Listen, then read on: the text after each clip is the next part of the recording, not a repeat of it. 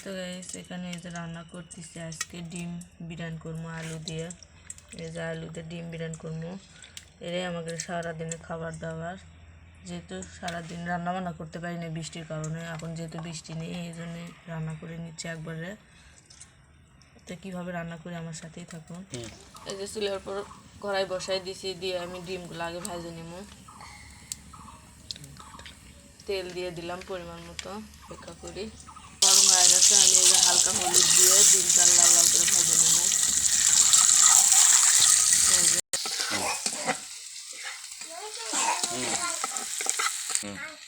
এই যে ডিম ভেজে তুলে নিচ্ছি, নিয়ে যেখানে পেঁয়াজ কুচি দিয়ে দিচ্ছি। এটাই আমাদের সারাদিনের রান্না বান্না।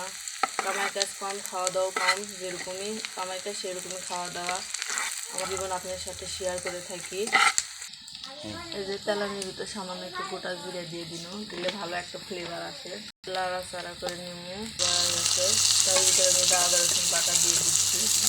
আদা রসুন বাটা দেওয়ার পর সামান্য একটু পানি দিয়ে দিচ্ছি, দিয়ে আমি আদা রসুনটা আগে ভালোভাবে কষাই নেবো। দিয়ে গুঁড়ো মশলাগুলো দেবো।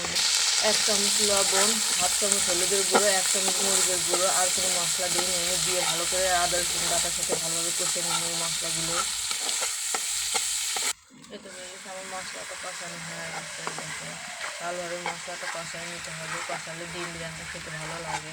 আপনারা কে ক্যামেরা খান সেটা কমেন্টে বলে যাবেন। আর আমার ভিডিও যদি ভালো লেগে থাকে অবশ্যই পুরো ভিডিও দেখে আমাদের পাশে। এই যে মশলাটা কষানোর পরে যে ডিম আর আলুগুলো আমি দিয়ে দিচ্ছি, দিয়ে আমি ডিম আর আলুগুলোও কষে নিলাম ভালো করে। আমার ডিম আর আলু কষানো হয়ে গেছে, আমি সামান্য করে ঝোল দিয়ে দিচ্ছি। আলু আর ডিম ভালোভাবে আর একটু সিদ্ধ হওয়ার জন্য হাত ইয়েতে নাড়াচাড়া করে নিলাম। আর কিছুক্ষণ পর নামাই নেবো। এই তো গাইস আমাদের সারাদিনের রান্না বান্না হয়ে গেল ডিম বিরিয়ানি। যদি ভালো লেগে থাকে আমাদের খাবার দাবারের ভিডিও, অবশ্যই একটা লাইক একটা কমেন্ট করে পুরো ভিডিও দেখবেন।